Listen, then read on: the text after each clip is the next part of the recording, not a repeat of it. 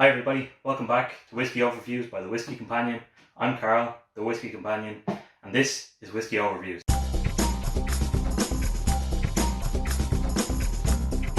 Whiskey Overviews is a video series of whiskey all around the world where we give you an overview of the whiskey, of the distillery that it was come from or the brand, and tasting notes, and if it's worth your hard-earned money or not.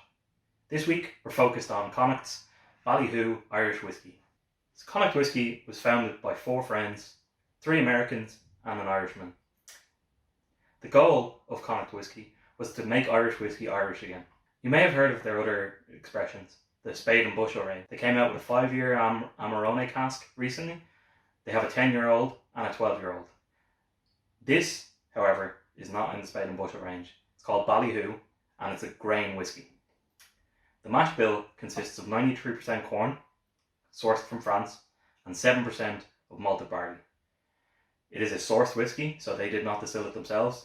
It is sourced from Great Northern Distillery, or GND.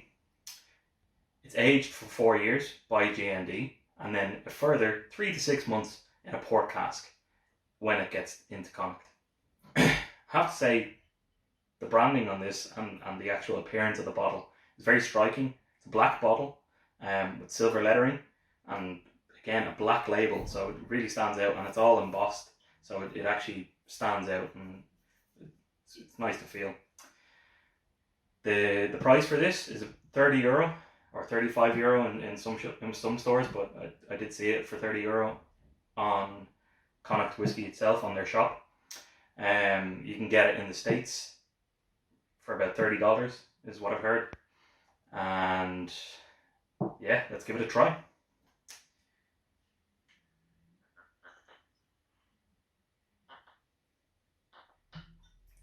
Some of you might be asking, what does Ballyhoo even stand for?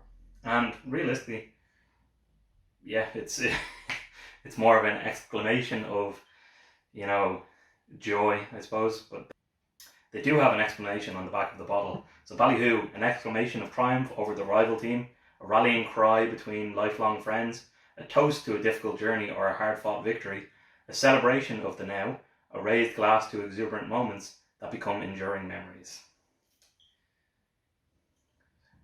So that makes me question if it's Ballyhoo or Ballyho. Either way, let's try it.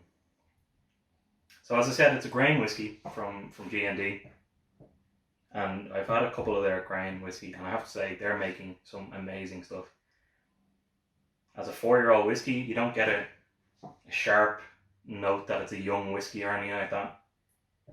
There's a lot of banana in there, and sweetness, like vanilla overloaded, like it's extremely strong.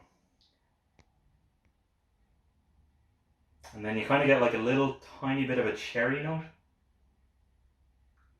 from what I would assume is from the ex-bourbon barrels, which is what it will be aged in the first 4 years. Let's give it a try.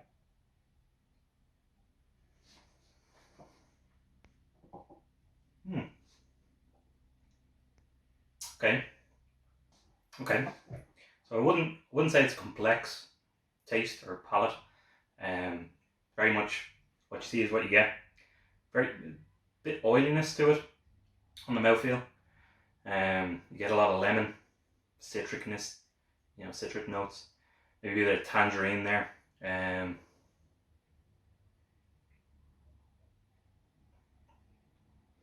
Definitely some nuttiness, some like chocolate as well. Chocolate nuttiness, maybe like nuts covered in chocolate. And then the finish is kind of, it lingers. I'd say it's about a medium length.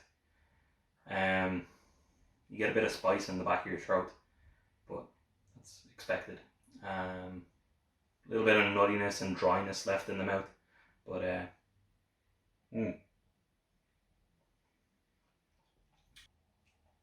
yeah, for €30 at 43%, you can't go wrong. Like, this is perfect for someone that's trying to get into whiskey. I'm trying to keep these videos as accessible as possible to people that want to start getting into whiskey, and you cannot go wrong with this. Very inviting on the nose.